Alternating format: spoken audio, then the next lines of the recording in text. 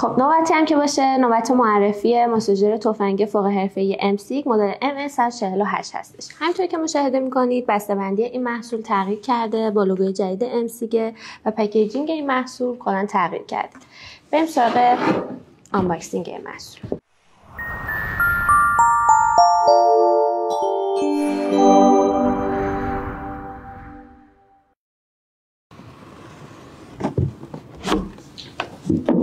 اولین چیزی که به چشم میخوره طراحی منحصر به فرد و زیبای این کیفه که جنس مرغوبی داره و برای حمل و نقل راحت این دستگاه برای شما در نظر گرفته شده.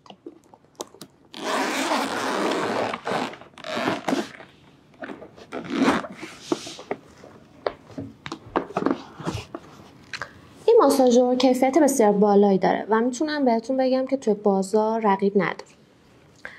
ست سری از جنس تیتانیوم داره تو ابعاد متفاوت و با کاربردهای مختلف که شما میتونید بسته به انتظاری که از این دستگاه دارید از هر کدوم از این سری ها استفاده کنید. سری رو به این صورت داخل دستگاه قرارش میدید. دکمه پاوری که پایین دستگاه تعبیه شده رو حالت آن قرار میدید.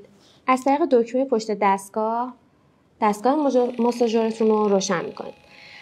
این دستگاه ماساژور قابلیت تنظیم قدرت ماساژ رو توی 5 سطح مختلف داره.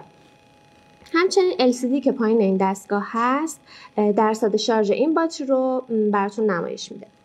شرکت تامین کننده باتری این ماساژور شرکت تامین کننده باتری خودروهای تسلا و AMG هستش. این ماساژور برای ورزشکاران حرفه‌ای و برای متخصصین ارتوپد به دلیل قدرت بالای ماساژش توصیه میشه.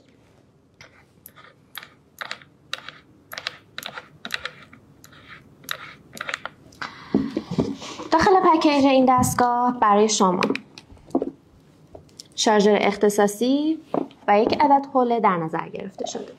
همچنین این دستگاه دارای دفترچه راهنمای فارسی و انگلیسیه که شما میتونید برای راهنمایی بیشتر به این دفترچه مراجعه کنید. تمامی محصولات امسیک داره 2 سال گارانتی طلایی و 10 سال خدمات پس از فروش هستن و ارسال این محصولات به سراسر ایران رایگان هستش. اگه سوالی داشتید لطفاً بر ما کامنت بذارید و برای خرید این محصولات به سایت msick.ir مراجعه کنید. خیلی ممنونم که تا اینجا ویدیو با من همراه بودین. روز خوبی داشته باشین. خدا نگهدار.